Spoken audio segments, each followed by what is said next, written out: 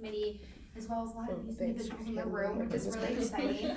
And she's got her sister Katie here today, her niece Gabby, and her dad Ernie. So Katie and Ernie are both going to kind of share their perspective from a sibling and father perspective, and then Nicole is going to share her journey with CF and kind of actually give you some visuals about what it looks like when she treats herself every day, and just kind of share her journey. So welcome, Nicole. Yay!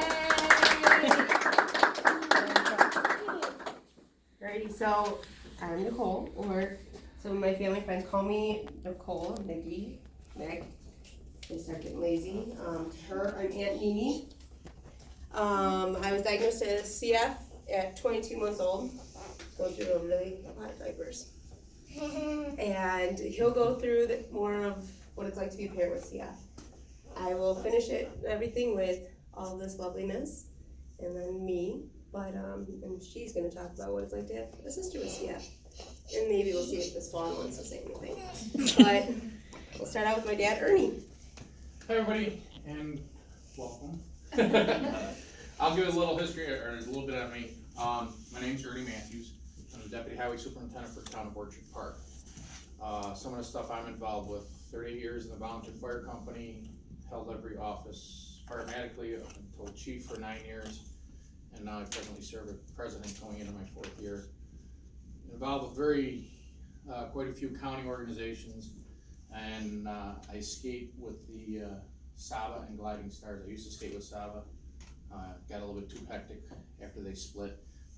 We do adaptive ice skating. Both myself, Nikki, and Katie, and Gabby are teachers with Gliding Stars. Minus Gabby, she's not a teacher. Yeah, we teach handicapped kids how to ice skate. But one of the other things that I'm very proud of is I've been involved with the Cystic Fibrosis Walk, and started in East Aurora, and we moved it to Orchard Park for over 25 years. I've been chairman for over 20 years. This is my committee. We've done very well. We average somewhere around 160, 180 walkers, depending on the day, stuff like that. But what it's like, what got me involved with the CF, 26 years old, being a new father. She was born in December, actually, yeah. She's December. I know it was December, I was 25. She was born, first kid, new parents, what do you expect, Kids going through a lot of diapers, and I mean a lot of diapers. And stinky diapers.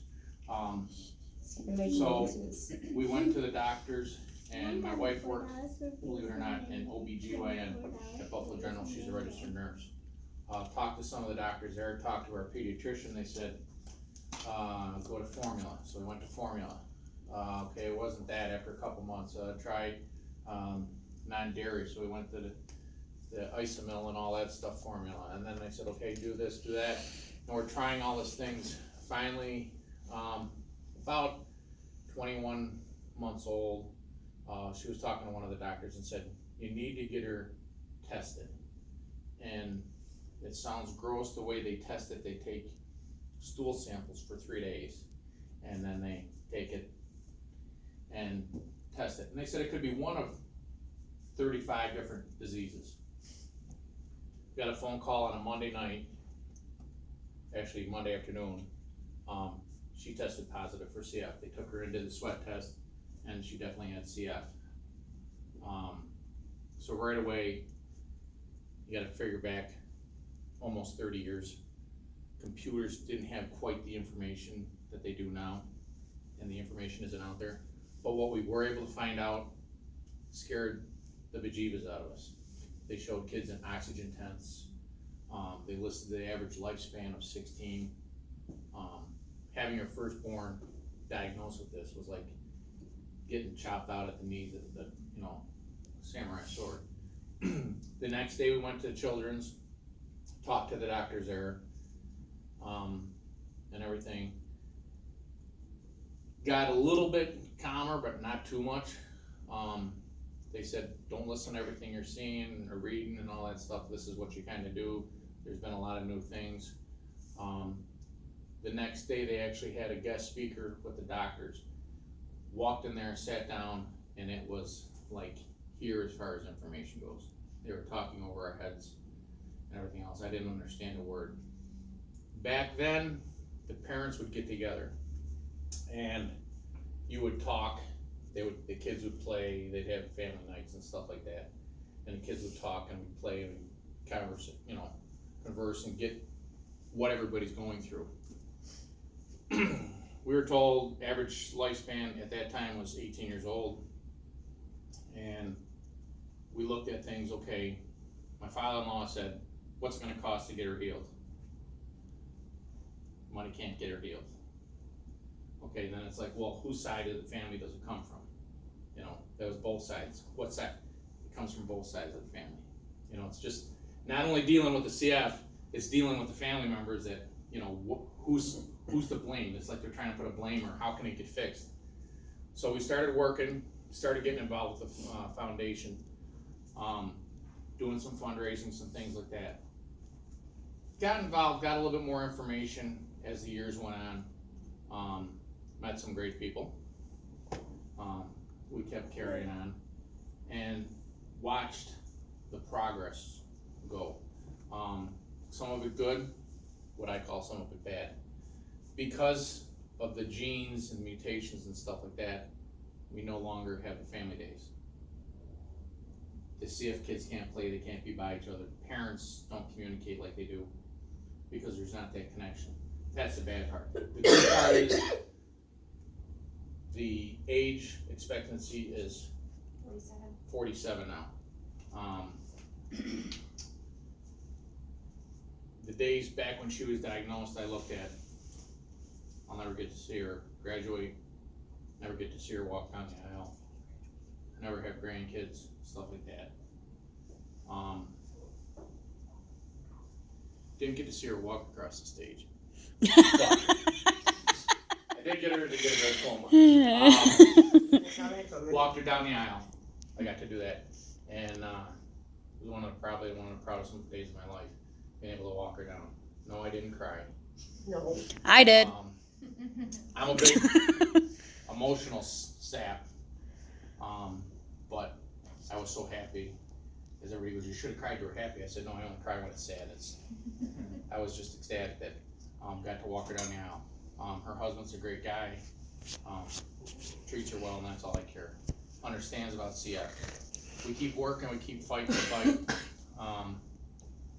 Over the years, we've lost some dear friends, and that hurts, and it's in the back of your mind all the time. But as long as we keep, as I look at it, fighting the fight and keep going and raising money and the cures and stuff like that, someday soon, hopefully CF stands for Cure Found.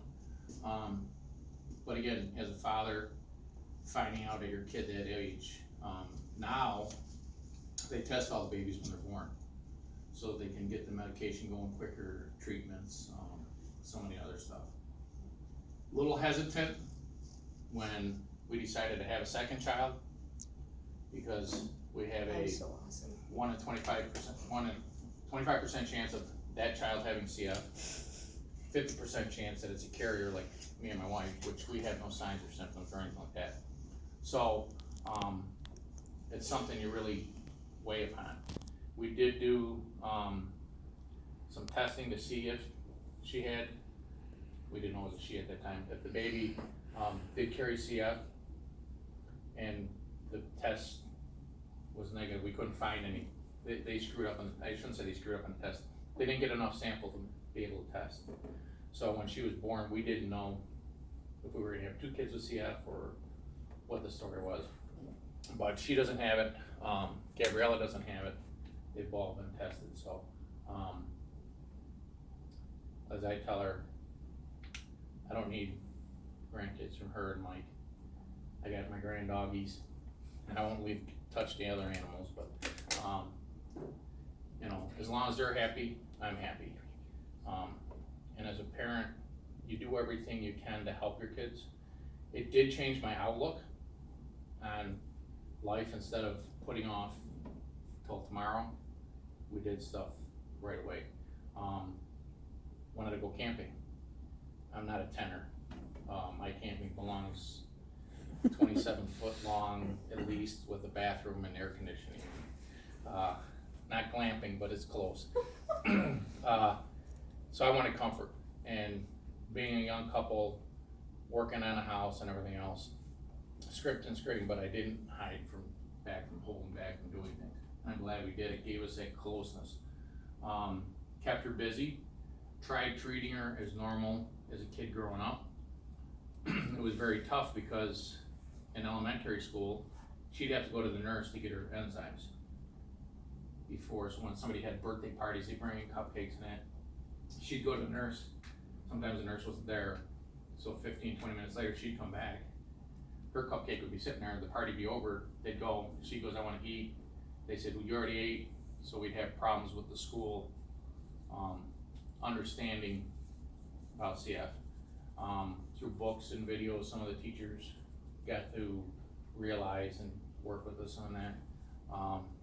But it was still a struggle. When she got up a little higher in the school, middle school and on, we didn't even tell her. We were supposed to let the nurse know about her pills. Just go to the bathroom, take your pills, don't tell anybody. If somebody sees you, we'll deal with it later. Just some of the things you have to deal with as a parent. Some of her friends were a little hesitant. Friends' parents calling, now is this contagious? What do I gotta do? Is there something special I have to do? No, just make sure she takes her pills. If one of the other kids take the pills, they're not gonna hurt her. Might get a little sore mouth or something if they don't swallow it right. But other than that, treat her just like all the other kids. And it was a little tough because some of the parents kind of like had her not get invited to stuff, so it was a little tough. But as a parent, you just kind of do what you can and work with it, and keep fighting. So that's about it for me. I'll let Nikki or Katie